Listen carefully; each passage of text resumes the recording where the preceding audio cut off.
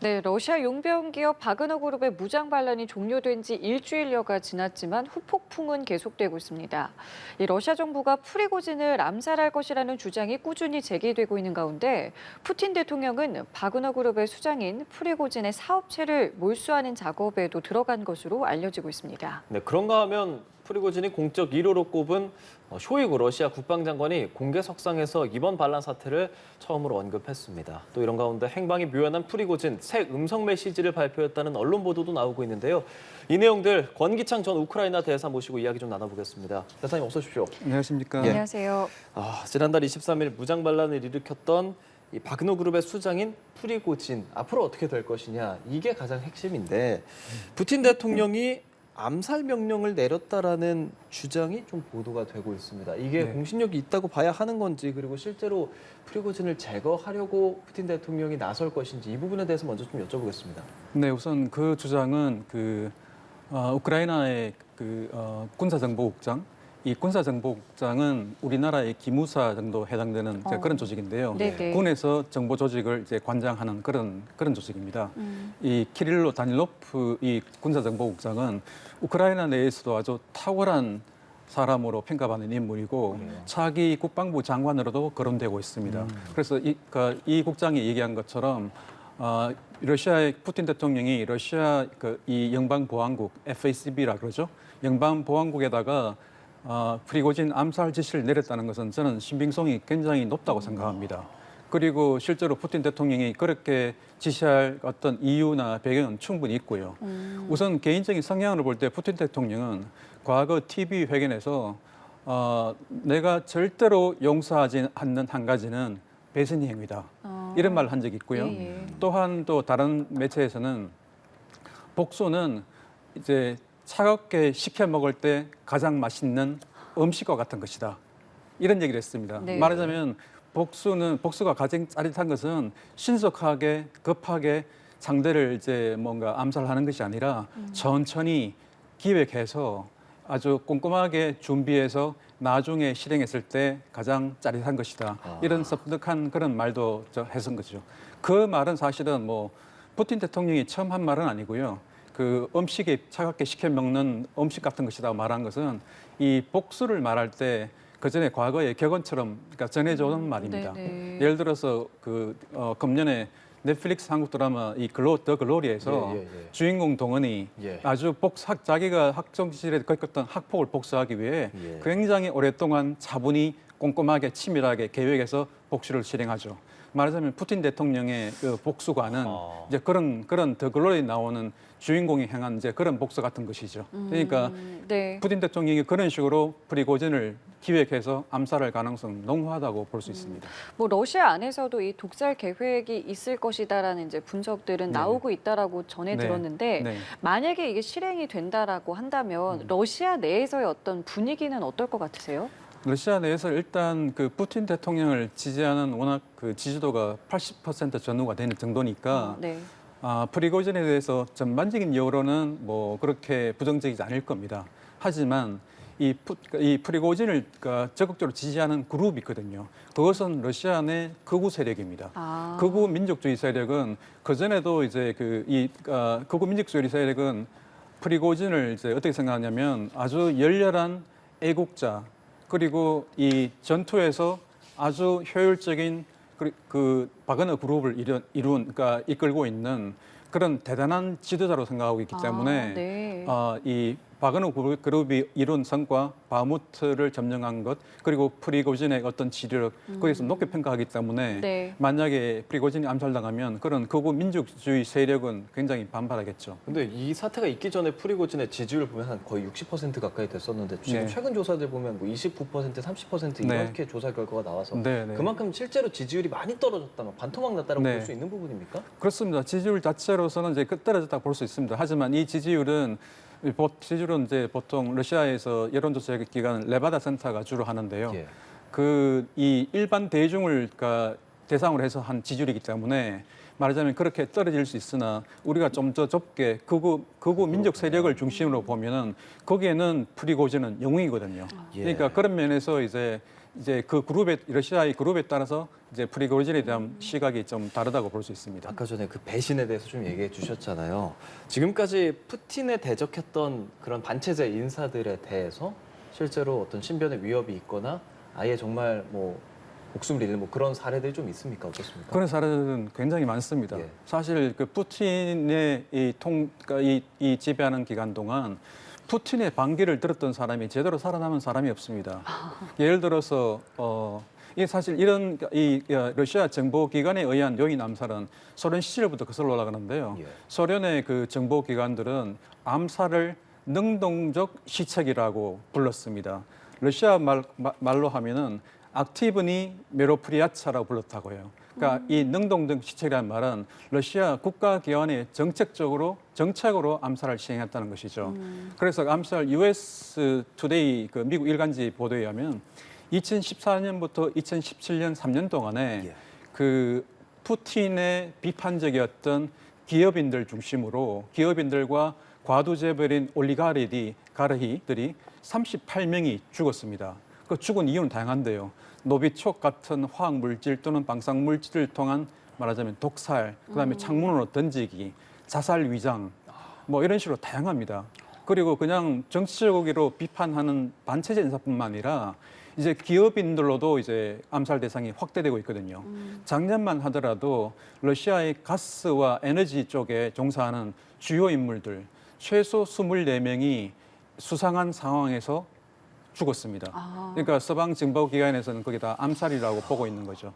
그래서 아틀란틱 같은 미국의 그 시사 저널에서는 이런 현상을 러시아 급사 신드롬이라고 이름 붙이게 됐습니다. 예. 말하자면 그런 상황이 그런 무시무시한 상황이 푸틴 체제에서 계속 벌어지고 있는 것이죠. 그랬군요. 그렇기 때문에 지금 프리고진이 어디에 있는지 또 앞으로 어떻게 될지에 대해서 주목이 될 수밖에 없는 것인데 네. 마침 이 시점에 새로운 음성 메시지가 나왔다는 이제 보도가 나왔는데 네. 일단은 이 보도 내용에 대해서는 뭐 좀 신빙성이 있다고 보시는지요? 네, 저는 그건 그러니까 이 프리고진의 메시지가 맞다고 생각되고요. 왜냐하면 프리고진이 자기 음성으로 녹음한 41초짜리 짧은 영상이었습니다. 네네. 이제 뭐 서방 언론에도 이제 막 보도하기 시작했는데요. 그 메시지 내용은 그 우리가 정의의 행진. 프리고진은 이미 이 반란 시작할 때부터 자신의 행동이 그러니까 쿠데타가 아니고 네네. 정의의 행진이라고 불렀습니다. 예. 우리가 정의의 행진을 한 것은 반역자를 처단하기 위한 것이었고, 그리고 사회의 변화를 이끌기 위한 것이었다. 그리고 지금 이렇지만 우리가 가까운 장래에 우리는 또 다른 승리를 얻을 것으로 확신한다. 이렇게 말했습니다. 네. 그런데 이 해석이 조금 애매한데요. 과연 프리고진이 반역자를 처단한다는 말은 그 반역자는 그 러시아 국방부 수뇌부 쇼이그 국방장관과 게라시모프 총참모장을 의미하는 것은 분명한데 왜냐하면 네. 그들을 반역자라고 과거에 불렀으니까요. 예. 그런데 가까운 장래에 어떤 승리를 얻게 될 거라고 확신한다는 말이 도대체 승리라는 말이 누구에 대한 승리인지 그러게요. 예를 들어 우크라이나에 대한 승리를 의미하는 것인지 그렇게 해석되면 그 주변국들이 긴장할 거고요. 네. 아니면 또 아직도 끝나지 못한 러시아 수뇌부와의 어떤 전쟁, 수뇌부와의 갈등으로 인한 전쟁을 의미하는 것인지 그래서 애매한데 어쩌면 제 생각에 프리고진은 굉장히 머리가 좋은 사람이기 때문에 의도적으로 그렇게 모호하게 저는 메시지를 이렇게 해석의 여지를 좀 해석을 남겨두는 예지고 왜냐하면 자기가 무섭게 얘기하면은 그러니까 이게 어떤 방향성이 정해지는 거거든요. 그러면 만약에 우크라이나에 대한 그 승리를 의미한다면 바그너 그룹이 벨라루스를 거점으로 삼아서 우크라이나를 공격하려나 보다 벌써 이런 메시지가 해석이 되는 것이죠. 그러니까 그런 것을 피하기 위해서 일부러 저는 모호하게 했다고 생각합니다. 음성 메시지를 내놨다는 거는 그러니까 모습을 드러내지는 않고 이거는 네. 본인 신변의 위협 때문이라고도 이해하면 될까요? 그렇습니다. 당연히 지금 비록 벨라루스에 가서 이 루카셴코 대통령의 비호를 좀 받고 있고 네. 아마도 프리고진의 행방은 어디에 지금 있는지는 벨라루스 내에 어디에 있는 건지는 아마 루카셴코 대통령과 그 측근 몇 명은 알고 있을 겁니다. 네. 이제 그런 상황에서 이런 메시지를 낸 것은 본인이 건재하다. 벨라루스에서 건재하다는 메시지를 지지자들에게 던진 것으로 저는 해석을 하고 있습니다. 예, 이런 상황에서 푸틴 대통령은 프리고진을 상대로 상대적으로 힘을 좀 빼려고 하는 움직임들이 좀 보입니다. 네. 가령 이 프리고진이 사업이 한 100개 이상 있다고 전해지는데 네. 그중에서 심장부로 꼽히는 패트리언 미디어 이 부분을 그룹을 압수수색했다고도 네. 전해지고 네. 이런 것들은 좀 저희가 어떻게 해석하면 좋겠습니까? 뭐 돈줄을 끊겠다 이렇게 봐도 됩니까? 그렇죠. 이거는 좀 단순히 돈줄을 끊겠다는 뿐만 아니라 예. 이제 프리고진에 대한 어떤 보복 차원에서 복수 차원에서 전방위적인 이제 압박을 보복 조치를 개시했다고 볼 수 있습니다. 바로 최근에 이제 그 며칠 전에 푸틴 대통령이 바그너 그룹과 프리고진에 들어간 돈 러시아 정부가 지원한 돈이 한화로 총 2조 5천억 원이라고 밝혔습니다. 그리고 그 돈의 사용처를 조사하겠다고 했죠. 그렇죠. 벌써 이게 벌써 돈줄을 끊겠다는 그런 얘기가 되고 그다음에 바그너 그룹이 그동안 운영해온 아프리카, 중앙아프리카, 말리, 시리아 이런 지역에서 바그너 그룹이 활동했던 것과 관련해서 그 나라 정부들에게 이 바그너 그룹의 운영하는 시행 주체를 바꾸겠다. 말하자면 그러니까 프리고진이 아니라 러시아 정부가 하겠다 그런 의미로 해석되거든요. 네네. 이런 식으로 이제 전방위적인 조치를 하고 있습니다. 말하자면 패트리엇 미디어 그룹에 대한 조치도 압수하고 수색하고 컴퓨터 서버 등을 갖다가 이제 말하자면 압수해 간 것은 그러니까 패트리엇 미디어 그룹을 예. 말하자면 클로징 다운, 폐쇄시키기 위한 네. 그런 근거를 찾고 있는 노력이라고 볼 수 있습니다. 그럼 이제 이게 누군가한테 넘어갈 것인데 이제 주요한 인물로 이제 떠오르는 것이 이제 푸틴의 연인으로 알려진 네. 인물입니다. 네. 근데 알려지기로는 굉장히 좀 언론에 많이 노출되지 않은 인물이라고 알려지는데 네. 벌써부터 이렇게 새 주인이 될 것이다라고 이제 거론이 되고 있기 때문에 이 부분에 대한 신빙성에 대해서도 참 여러 가지 네. 의견들이 있는데 어떻게 좀 바라보고 계세요?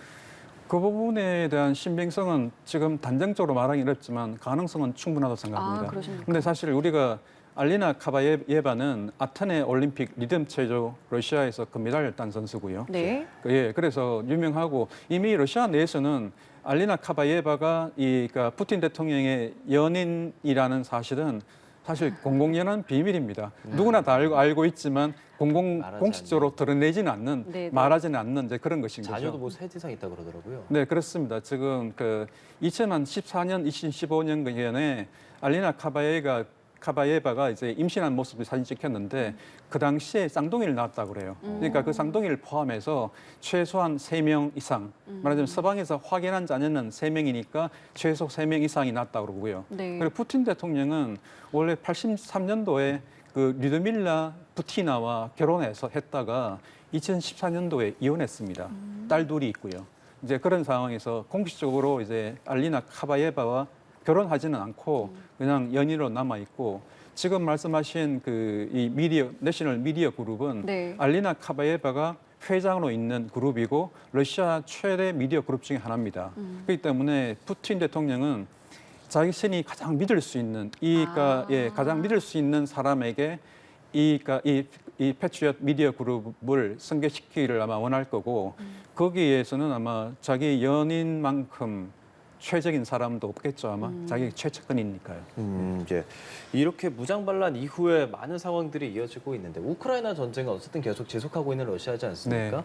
러시아 국민들을 상대로 진행한 여론조사를 보면 계속해야 한다. 그러니까 평화 협상을 해야 한다와 지속해야 한다가 되게 팽팽하다는 느낌도 들고 또 푸틴 대통령에 대한 지지율은 리더십에 금이 갔다는 평과는 또 다르게 거의 비슷해요. 최고 83이었던 게 지금도 네. 뭐 80% 계속 네. 유지하고 있는 것으로 봐서 지금 이런 여론조사 흐름들은 앞으로 우크라이나 전쟁 뭐 지속하는 이 부분에 대해서 저희가 어떻게 해석하면 좋겠습니까? 네, 러시아에서 나온 예. 그 여론조사 결과 평화 협상을 지지하는 비율이 44%, 전쟁 계속을 지지하는 이 퍼센티지가 45%, 사실 거의 비슷합니다. 그러니까요. 그런데 항상 작년부터 이 레바데 센터가 조사한 여론조사를 보면은 우크라이나 어떤 사건이 우크라이나 전쟁에 차질을 빚을 것 같을 때는 평화 협상 지지가 올라가고 그다음에 금년 5월처럼 프리고진이 바흐무트를 점령했을 때는 평화협상 지지가 떨어졌습니다. 네. 이런 식으로 이제 전쟁에 대한 상황이 좀 불리하 싶으면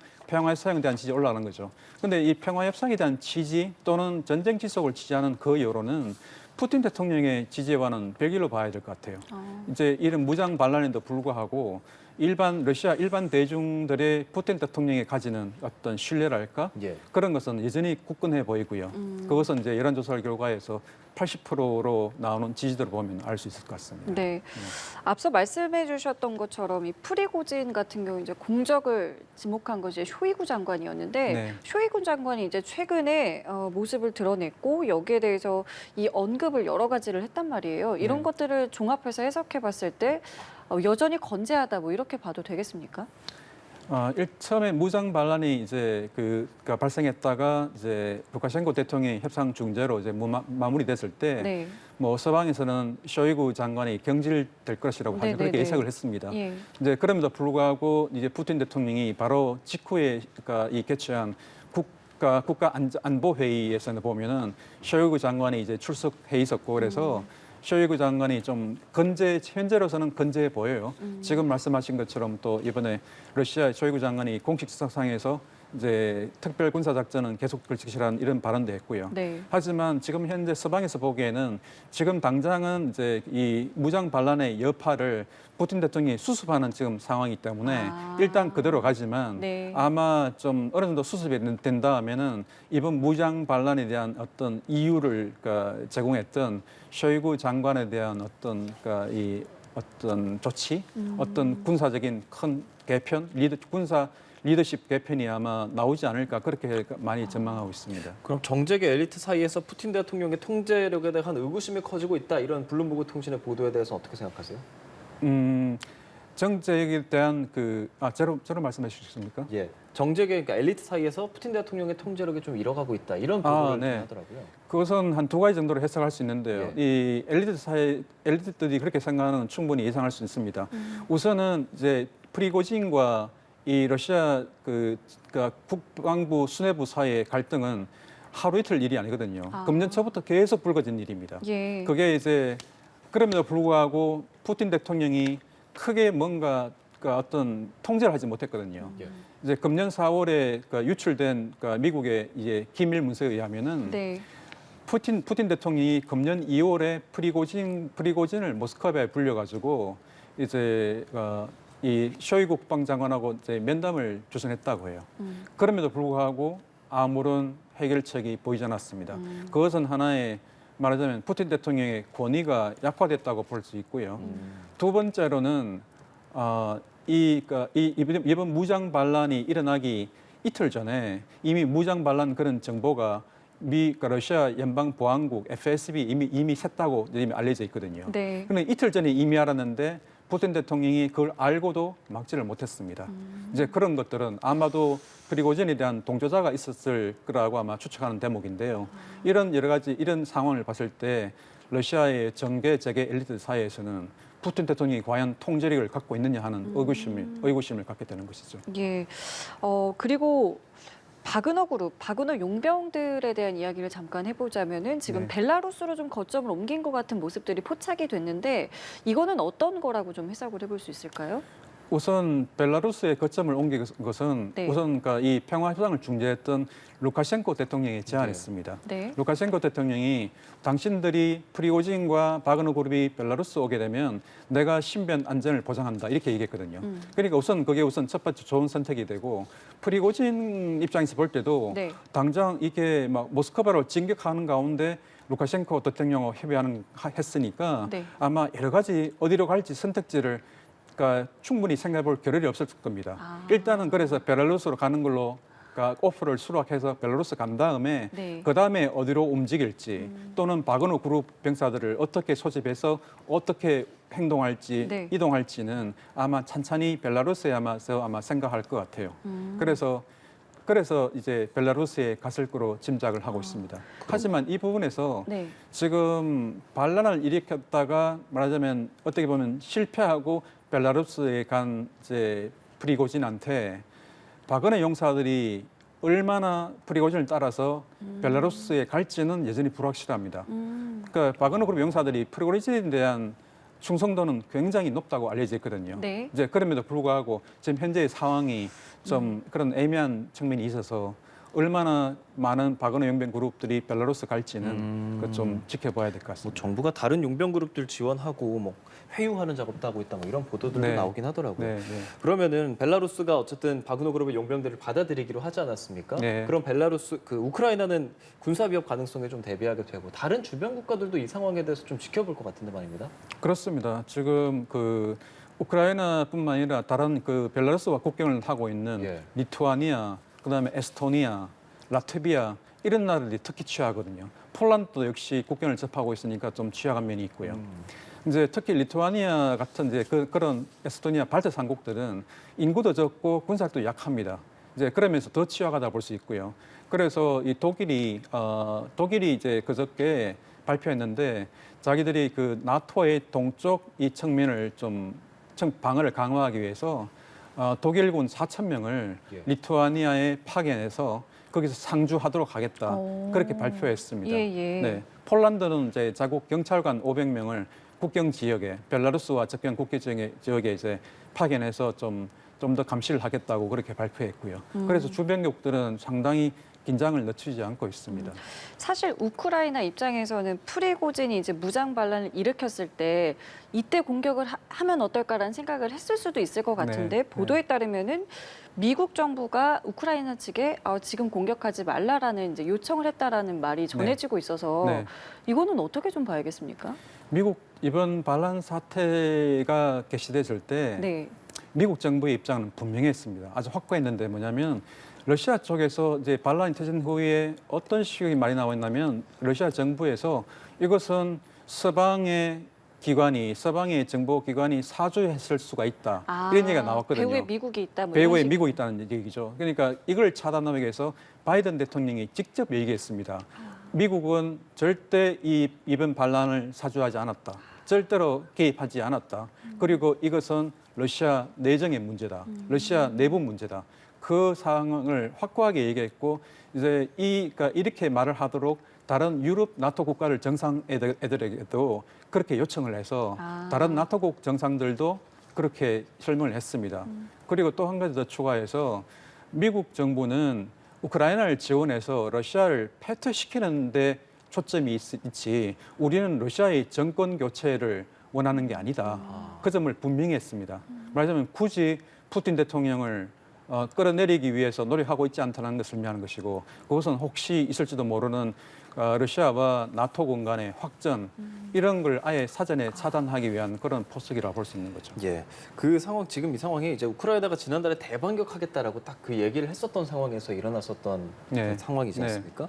그리고 나서 러시아에서는 뭐 바흐무트에서 우크라이나군을 격퇴했다라고 주장을 하기도 하고 우크라이나에서는 지금 남부 계속 진전하고 있다 이렇게 상황이 전해지고 있는데 지금 이 우크라이나 전쟁 전황 어떻습니까? 지금 전황은 지금 여러 곳에서 치열한 전투가 진행 중입니다. 이 도네츠크 그 남부 리만이라든가 이 아우디오카 같은 데서 그다음에 자포리지아 지역에서 헤르손 지역에서 치열한 전투가 벌어지고 있고요. 네. 다만 우크라이나는 서방에서 훈련한 4만 명의 주력 병력을 아직 투입하고 있지는 않습니다. 그래서 전황에서 그러니까 우크라이나군이 일부 느린 진전은 있지만 전반적으로는 이제 이 모든 전선에서 전투가 굉장히 치열하기 때문에요. 네. 아직 이 전황이 어느 쪽으로 가게 될지 어느 쪽이 유리하게 될지는 좀 예상하기는 굉장히 좀 어려운 상황입니다. 네. 이런 상황에서 뭐 연말쯤 휴전 협상이 좀 있지 않겠느냐라는 보도들도 나오고 있고 뭐 네. 사실이 아니라고 하는 주장도 있는데 보시기에 뭐 어떠세요? 앞으로 좀 어떤 방향으로 좀 네. 흘러갈 거라고 보세요? 지금 우크라이나 정부가 희망하는 것은 네. 이번 CIA 국장이 우크라이나 방문했을 때도 밝혔지만 최대한 이제 그 러시아가 점령한 땅을 그러니까 수복해서 예. 연말쯤 가서 이제 러시아와 평화 협상에 나서겠다 이제 그런 입장입니다. 네. 이제 그렇게 하려면 우크라이나가 대반격에서 큰 성과를 거둬야 되는 것이죠. 그런데 그렇죠. 만약에 큰 성과를 못 거두고 지금 같은 교착 상태가 계속된다면 그것은 마치 그 한반도식 모델처럼 어느 시점에서 이제 전투가 중단되는 상황이 올 것이고 거기서 휴전하게 될 텐데 그곳이 말하자면 그러니까 새로운 국경선이 되는 어떤 동결된 분쟁으로 갈 가능성이 상당히 높아지게 됩니다. 네. 이제 그러니까 그것은 결국은 이번 우크라이나 대반격의 결과가 어떤 결과를 낳을 것인가에 완전히 달려있기 때문에 우리가 그 전투가 향방을 지켜봐야 될 것 같습니다. 예, 알겠습니다. 오늘 권기창 전 우크라이나 대사와 관련 이야기 좀 나눠봤습니다. 오늘도 고맙습니다. 네. 고맙습니다. 네.